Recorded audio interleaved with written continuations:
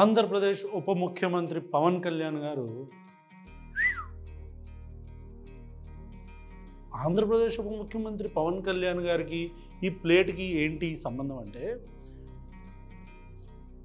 Supreme court statements ఎగ్జాక్ట్గా ఒక రోజు ముందు ఆంధ్రప్రదేశ్ ప్రభుత్వాన్ని మీరు ఎందుకు ఇలా చేశారు అన్క్లియర్గా ఉన్నప్పుడు ప్రశ్న ఎందుకు అడ్రస్ చేశారు అని అడిగిన తర్వాత అడక్క ముందు పవన్ కళ్యాణ్ గారు ఎట్లా ప్లేట్లు ఫిరాయిస్తున్నారు అనేది ఒక్కసారి చూడండి. ఇప్పుడు ఇక్కడ మీకు ఒక టెక్స్ట్ పడుతుంది. సుప్రీంకోర్టు తీర్పు కాదు, సుప్రీంకోర్టు స్టేట్మెంట్కు ముందు పవన్ కళ్యాణ్ చేస్తుంటే మాట్లాడు. కానీ ఏ ఒక్కరు కూడా బలంగా కూర్చొని టీటీడీ ఉద్యోగులు ఎవరైనా సరే ఇలా జరుగుతుంది అని తెలిసి కూడా కామ్కున్నారంటే మీరు మహా అపరాధం చేశారు. ఆ మహా అపరాధానికి నేను కూడా నాకు సంబంధం లేకపోయినా ఈరోజు నేను ప్రాయశ్చిత దీక్ష మొదలుపెట్టాను. ఈరోజు 11 రోజులు స్వామివారికి నేను క్షమాపణలు కోరుకుంటే దీక్ష తీసుకుంటున్నాను. ఉద్రేకభరితమైన ప్రసంగం ఇస్తున్న పవన్ కళ్యాణ్, అగ్నిలాగా రగులుతున్న పవన్ కళ్యాణ్, సలసల మరుగుతున్న పవన్ కళ్యాణ్. ఇప్పుడు సుప్రీంకోర్టు స్టేట్మెంట్ తర్వాత So this is not just about one Prasad issue today. Maybe it came out. Maybe this was a triggering point. చల్లారిపోయిన పవన్ కళ్యాణ్, అసలు ఎలాంటి ఉద్వేగం లేని పవన్ కళ్యాణ్, తెలుగు నుంచి ఇంగ్లీష్లోకి మారిపోయి ప్రెస్ మీట్ పెట్టకుండా ఇంగ్లీష్లో మాట్లాడి వెళ్ళిపోయిన పవన్ కళ్యాణ్, మొత్తానికే ప్లేటుని ఫిరాయించిన పవన్ కళ్యాణ్. సుప్రీంకోర్టు పవన్ కళ్యాణ్ గారు రాష్ట్ర ప్రభుత్వాన్ని ఎస్పెషల్లీ ఏంటి మీరేం చేస్తున్నారు, అసలు ఎలాంటి కల్తీ లడ్డులో జరిగిందా జరగలేదా, అడల్ట్రేషన్ జరిగిందో జరగలేదో అనేది క్లియర్గా లేనప్పుడు మీరు ప్రెస్ని ఎందుకు అడ్రస్ చేశారు అని చాలా క్లియర్గా నెత్తి మీద ఫ్యాట్ మని ఆంధ్రప్రదేశ్ ప్రభుత్వాన్ని ముట్టికాయలు వేస్తే దాన్ని ప్రెస్ జర్నలిస్ట్ ఒక ఆయన అడిగితే పవన్ కళ్యాణ్ గారు చాలా కంఫర్టబుల్గా దానికి సమాధానం చెప్పకుండా ప్లేటుని అమాంతం ఇట్లా తిప్పేసి నేను లడ్డు గురించి కాదు, ఇది ఎప్పటి నుంచో నాలో ఉన్న ఆవేదన అని చెప్పని ఆయన మాట్లాడారు. ఆయన ఏం మాట్లాడారో ఒకసారి మనం చూద్దాం. Alright,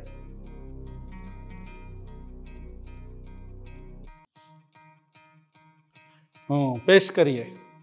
This Prayashit Diksha is some kind of desecration continuously. It's happening for the last few years.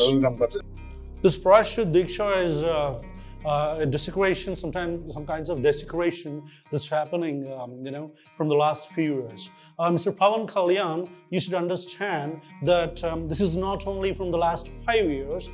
Mr. Chandrababu Naidu's regime also, ఎందుకు ఇంగ్లీష్ ఎందుకు మనకి మామూలుగా మాట్లాడొచ్చుగా.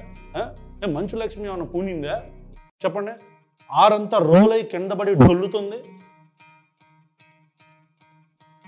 సార్ ఏమంటున్నారంటే ఈ డెసిక్రేషన్ ఇది ఓన్లీ దాని గురించి కాదు, ఒక 5 సంవత్సరాల నుంచి జరుగుతున్న విగ్రహాల ధ్వంసం గురించి అని చెప్తున్నారు. యాజ్ ఇట్ ఈస్గా మళ్ళీ అదే సొల్లు. నేనేమంటున్నానంటే సార్ అలాంటి ధ్వంసాలు అంతకుముందు 5 సంవత్సరాలు కూడా జరిగినాయి, అప్పుడు మీరు నిద్రపోయారు అంటున్నాం. Continue. Last 5-6 years. 5-6 years. And around 219 temples were desecrated. Almost more than 100 temples were also being desecrated in the regime of Mr. Chandrababu Naidu, which you are aware of, but you don't speak. అర్థం కావట్లేదు పాపం వ్యూవర్స్కి. మరి ప్రజలకు అర్థమయ్యేటట్టు మాట్లాడాలిగా మనం. పవన్ కళ్యాణ్ ఇట్లా మాట్లాడితే ఎట్లాగా? ప్రెస్ మీట్ పెట్టి తిట్టేటప్పుడేమో తెలుగులో మాట్లాడి, రెచ్చగొట్టేటప్పుడేమో తెలుగులో మాట్లాడి, ఇప్పుడు మాత్రం మీరు ఇంగ్లీష్లో మాట్లాడితే ఎట్లా? ప్రజలకు అర్థం కావాలిగా. ఇదే సార్ ఏమంటున్నారంటే గత 5 సంవత్సరాలుగా జరిగిన 250 గుడుల ధ్వంసం గురించి మా బాధ అంతా అని చెప్పని అంటున్నారు. అయితే సార్ జర్నలిస్ట్ అడిగిన క్వశ్చన్ అది కాదండి. అది కాదు. సుప్రీంకోర్టు మీరు ఎలాంటి ప్రాపర్ న్యూస్ ఇన్ఫర్మేషన్ లేకుండా, క్లారిటీ లేకుండా, విచ్ ఇస్ అన్క్లియర్, మీరు ఎందుకు ప్రెస్కి రీచ్ అయ్యి ఇలా మాట్లాడటం జరిగింది, మీరు ఎందుకు ప్రెస్కి వెళ్ళారు, ప్రజలలో ఎందుకు ఇలాంటి భావనని తీసుకొచ్చారు అని చెప్పి సుప్రీంకోర్టు చాలా క్లియర్గా నెత్తి మీద వేసిందండి ముట్టికాయలు. మీరు దాని గురించి మాట్లాడకుండా చాలా కంఫర్టబుల్గా the last 5 years it's about 250 temples, right?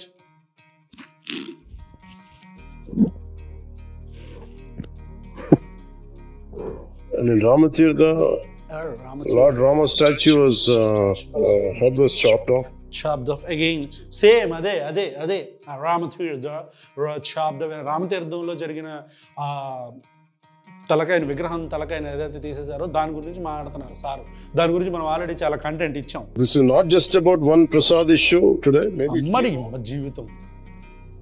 This is not about just one prasad issue today. And అసలు ఇట్లా పవన్ కళ్యాణ్ గారు, మీరు ఉప ముఖ్యమంత్రి అయిన పవన్ కళ్యాణ్ గారు అసలు ఎట్లా ప్లేట్లు మారుస్తున్నారు మీరు? మీ స్టేట్ అంటే నరం లేని నాలికలాగానా? నాలికి నరం ఉండదు కరెక్టే, రాజకీయ నాయకులకు ఒళ్ళంతా నరాలు ఉండవు కరెక్టే, మీరేంటి అసలు దాన్ని ప్రూవ్ చేస్తున్నారు? మొన్నే కదండి లడ్డూ విషయంలో ఎన్నెందుకులే కానీ బయట వేపిస్తా, ప్రజలకు కూడా అర్థమైందిగా బయట వేపిస్తా చూడండి. మీరు మహా అపరాధం చేశారు. ఆ మహా అపరాధానికి నేను కూడా నాకు సంబంధం లేకపోయినా ఈరోజు నేను ప్రాయశ్చిత దీక్ష మొదలుపెట్టాను. ఈరోజు 11 రోజులు స్వామివారికి నేను క్షమాపణలు కోరుకుంటూ దీక్ష తీసుకుంటున్నాను. అలా లడ్డూ కోసం అని చెప్పిన మీరు ఇప్పుడేమో this is not about it's not about one laddoo. How? అసలు ఎట్లా పక్కా ఫక్తు రాజకీయ నాయకుడికి నోట్లో నుంచి ఊడి పడినట్టుంది పవన్ కళ్యాణ్ గారు. మీ లాంగ్వేజ్, మీ తీరు, మీ మాటలు, మీ మాట మార్చే తత్వం. maybe this was a triggering point. This was a triggering point, it seems. Right. This Prayashchit Diksha is the commitment to take forward the Sanatana Dharma Parirakshana board is very essential. That is order of the day. ఎవరు చెప్పారండి మీకు ఈ order of the day అనే పదం? అప్పటి నుంచి బండకేసి supper రుద్దుతున్నారు. ఈ ఆర్డర్ ఆఫ్ ది డే ఏంటి? మొన్న కూడా ఆర్డర్ ఆఫ్ ది డే, ఇది ఆర్డర్ ఆఫ్ ది డే అన్నారు. ఇప్పుడు మళ్ళీ ఆర్డర్ ఆఫ్ ది డే అంటున్నారు. ఏంటి, ఎవరు చెప్పారు ఈ ఆర్డర్ ఆఫ్ ది డే? ఈ పదం బాగా పట్టుకున్నారు. త్రివిక్రమ్ నుంచి తాలూకా అనే పదాన్ని ఎట్లయితే పట్టుకున్నారో ఇప్పుడు కూడా ఆర్డర్ ఆఫ్ ది డే అనే పదాన్ని పట్టుకున్నారు. సరే పట్టుకున్నారు. సనాతన ధర్మ board order of the day అవునా కాదా పక్కన పెడితే సనాతన ధర్మ బోర్డు అనేది ఎసెన్షియల్ అంటున్నారు. ఎందుకో ఒకసారి ముందుకెళ్ళి చూద్దాం.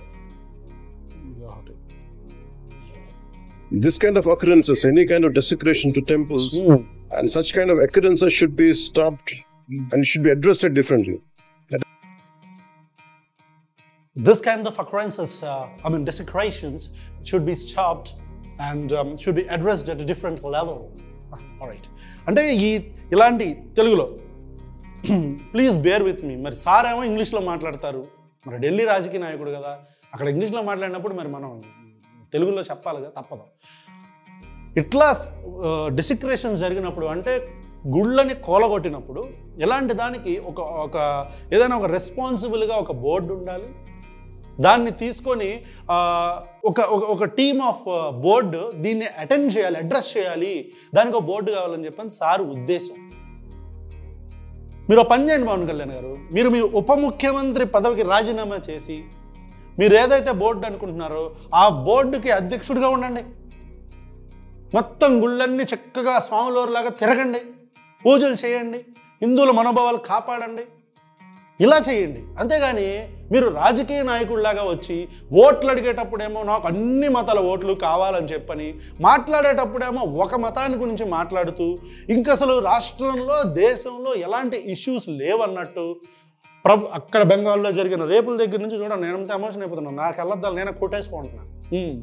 అది ఆ బెంగాల్లో అక్కడ జరిగిన రేపు దగ్గర నుంచి అసలు ఎప్పుడు కూడా మీరు ఒక్క మాట కూడా మాట్లాడని మీరు, కరెక్ట్గా వారం రోజుల క్రితం గుడ్లవల్లేరు ఇష్యూ జరిగినప్పుడు మాట్లాడని మీరు, కరెక్ట్గా ఇంకొక వారం రోజుల క్రితం బెజవాడలో వరదలు వచ్చినప్పుడు హైదరాబాద్లో ఉన్న మీరు, రాకుండా ఉన్న మీరు, ఇప్పుడు వస్తే మీకు ఆ పబ్లిక్ నుంచి అలాంటి ఒక ఫ్లో వస్తుందని మీరు ఇప్పుడు మీకు అర్థం కాలేదా? అప్పట్లో వరదలు వచ్చినప్పుడేమో మీరు ఎందుకు రాలేదు అంటే నేను వస్తే ప్రజలందరూ వచ్చి అక్కడ గందరగోళం. నిజమా? మీరు వస్తే గందరగోళం క్రియేట్ అయిద్దా అక్కడ, అందుకు రాలేదా? మేము షూటింగ్ల కోసం రాలేదనుకుంటున్నాంలే.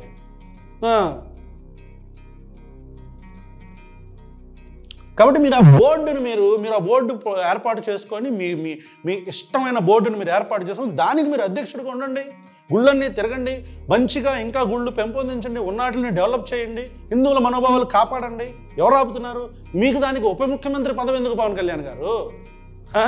అదేంటో పసుపు బట్టలు కాస్త ఎరుపు అయిపోయినాయి. అమ్మ మనకి అంటే ఐడియాలజీ ఏమో ఎరుపు నుంచి కాషాయం అయింది, ఇప్పుడు మళ్ళీ పసుపు నుంచి మళ్ళీ ఎరుపు అయింది. చూద్దాం. Keeping all this in my mind, and I think that's what I initiated this Diksha. This is going to be, I think, 10th day. అబద్ధం. Keeping all this in mind, I have initiated this దీక్ష అనేది పచ్చి అబద్ధం. ఇందాక మీకు చూపించా video. Laddu గురించి అని చెప్పి ఒక్కసారిగా సుప్రీంకోర్టు నెత్తి మీద ఫ్యాట్మని కొట్టేసరికి మొత్తానికి ప్లేట్ మార్చేసి లడ్డు గురించి కాదు ఇది, నేను మామూలుగా పట్టినాయండి మీకు రాజకీయ నీళ్ళు వంట పట్టినాయి, మీకు వంట పట్టినాయి. ఆ రిపోర్టర్ అడిగిన క్వశ్చన్ ఏంటి, సుప్రీంకోర్టు గురించి మీ ఇచ్చిన స్టేట్మెంట్ గురించి మీ ఉద్దేశం ఏంటంటే సుప్రీంకోర్టు చాలా ఇది సారీ ఇంగ్లీష్లో supreme court didn't say that it's unadulterated unadulterated అయిందా లేదా సుప్రీంకోర్టు ఏం మాట్లాడలా. మీరెందుకు ప్రెస్కి వెళ్ళారు? మీ దగ్గర అన్క్లియర్ ఇన్ఫర్మేషన్ ఉన్నప్పుడు why did you go to press అని చెప్పని అడిగితే దానికి జవాబు చెప్పకుండా ఈ డొంకతో సమాధానం ఏంటి పవన్ కళ్యాణ్ గారు మీరు? Once I'm done with this, tomorrow we're going to have a declaration. Day after, what we are going ahead. ప్రీతి గురించి మీరు డిక్లరేషన్ వేద్దాం అనుకోవాలా? ఏనాడు సుగాలి ప్రీతి విషయంలో ఎలక్షన్స్కు ముందు మీరు చేసిన రాజకీయం, ఎలక్షన్స్ తర్వాత కూడా మీరు మాట్లాడిని మీ వాళ్ళు పోస్టులు చేసుకుంటున్నారు, కానీ సుగాలి ప్రీతి తల్లే అపాయింట్మెంట్ తీసుకొని మీ దగ్గరికి వచ్చిందన్న విషయం ఎంతమందికి తెలుసు? ఎలక్షన్స్కు ముందేమో సుగాలి ప్రీతి ఏమైందో మేము న్యాయం చేస్తామని చెప్తే సిబిఐ దగ్గర ఫైల్ ఆగిపోయిందని ఆ తల్లి అప్పటి నుంచి చెప్తుంటే దాని గురించి అస్సలు ముందుకి కదలని పవన్ కళ్యాణ్ ఇప్పుడు మాత్రం హుటాహుటిన అసలు జరిగిందో జరగలేదో తెలియని విషయం మీద మాత్రం drama. What we are looking at, it is not just about Diksha, it's not just about saying something and we forgetting. Yeah, it's about votes. It's about instigating people. There should be some kind of permanent measure to this, or some permanent addressing mechanism to it. I think that's what we're going to unleash.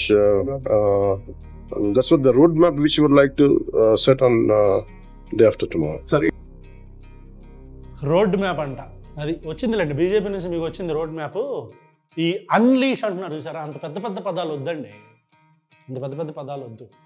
ఏనాడైనా మన రాష్ట్రంలోనో దేశంలోనో ఇలాంటి ఆడపిల్లల మీద అఘాయిత్యాలు జరుగుతున్నాయి అని గొంతు చించుకొని అరిచిన పవన్ కళ్యాణ్ ఏ రోజైనా అధికారంలోకి వచ్చిన తర్వాత దీని గురించి ఒక మెజర్ తీసుకుంటున్నామని ఒక్క మాట అయినా చెప్పారా? పోనీ ఆలోచించారా? దాని గురించి ఏమన్నా చేద్దామని ఏమన్నా మీటింగ్ ఏమైనా జరిగిందా? దీన్ని ఒక్కసారి ఏదో జరిగిందో జరగలేదో తెలియని విషయం మీద మాత్రం ఎందుకింత ఉలుకు, ఎందుకింత ఆరాటం, ఎందుకింత బాధ, ఎందుకింత దుగ్ధ, ఈ నరవలేని మాటలేంటి? Would you like to respond on these SS comments yesterday? They said in such a way it was no. They never said it was not adulterated. No, they never said it was not adulterated. వాళ్ళ అనలా. ఆయన అడిగిన question వేరు, మీరు చెప్పే సమాధానం వేరు. మనకు కంఫర్టబుల్గా ఉండాలి కదా సమాధానం కూడా. Maybe whatever information they have on their hands, I think they commented on that. And supreme court చేతిలో ఉన్న ఇన్ఫర్మేషన్ మీద కామెంట్ చేసింది అని అంటున్నారు. కామెంట్ చేయలేదు పవన్ కళ్యాణ్, గవర్నమెంట్ని నిలదీసింది. ఉప ముఖ్యమంత్రి పవన్ కళ్యాణ్ గారు మీ ప్రభుత్వాన్ని సుప్రీంకోర్టు నిలదీసింది. ఇన్ఫర్మేషన్, ఎలాంటి ఇన్ఫర్మేషన్ లేకుండా, క్లియర్ ఇన్ఫర్మేషన్ లేకుండా, వెన్ ఇట్ ఈస్ అన్క్లియర్, ప్రెస్కి ఎందుకు వెళ్ళి మీరు ఈ నాటకాలు ఆడారు అని నిలదీసింది. దానికి సమాధానం చెప్పకుండా వాళ్ళది information what they have on hands. All right. Honorable Supreme Court judges said it was. They didn't say it was unadulterated. They said regarding the date there was a confusion which will be cleared. And that is one aspect. But regarding there is one confusion which will be cleared, and that is one aspect. And confusion ఏం లేదు వాళ్ళ కామెంట్స్లో. ఎందుకు వాళ్ళు అడిగిన దానికి సమాధానం చెప్పకుండా వచ్చిరాని మాటలు ఎందుకు మనకి? it's a later, I think our government will take forward, like, what kind of violations happened in the last 5 years. It's not just about... దుంపదేగా violations happened in the last, ఇది ఎవరు అడిగారు? సుప్రీంకోర్టు మాట్లాడిన దాని గురించి మాట్లాడమంటే it's violations happened in the last 5 years, they have the information in hand, they spoke.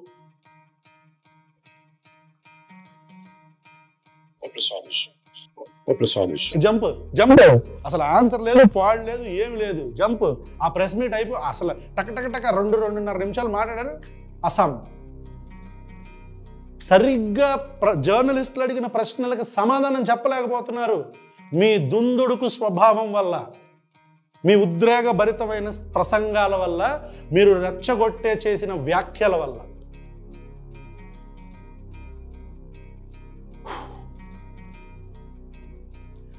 మర్చిపోయాను ఇంకోటి. ఇప్పుడు నేను ఒక ప్రతిజ్ఞ చేద్దాం అనుకున్నా పవన్ కళ్యాణ్. ప్రతిజ్ఞ అంటే దీక్ష చేద్దాం అనుకుంటున్నా పవన్ కళ్యాణ్. నేను కూడా, అయినా మీకెందుకు చెప్తున్నా, నేను ఈ ప్రజలకు చెప్తున్నా, నా వ్యూవర్స్కి చెప్పుకుంటున్నా, సబ్స్క్రైబర్స్కి చెప్పుకుంటున్నా. డియర్ సబ్స్క్రైబర్స్, నేను ఒక దీక్ష చేద్దాం అనుకుంటున్నా. ఆ దీక్ష ఏంటంటే, దీక్ష అంటారా, దీక్ష అనుకోండి. ఆ దీక్ష ఏంటంటే, ఒక ఐటమ్ తీసుకొని నా భుజాల మీద సినిమాటిక్గా చెప్తా. నేను కూడా ఒక దీక్ష చేద్దాం అనుకుంటున్నాను. ఒక ఐటమ్ తీసుకొని నా భుజ స్కంధాల మీద పెట్టుకొని పాదాల మీద నడుచుకుంటూ అటు ఇటు తిరుగుదాం అనుకుంటున్నాను. అండ్ ఇదే నా దీక్ష, చూడండి. అరే B22 తాగాలి తెలుగు గాలి, తాగాలి తాగి తెగ తూగాలి, తోటమాలి కపాలి అనాలి తలే పగిలి. పాములు పట్టేవాడు పాము కాటికే పోయినట్టు కళావైద్యుడు కళావైద్యం వికటించి కాళ్ళు చేతులు పోగొట్టుకున్నాడు.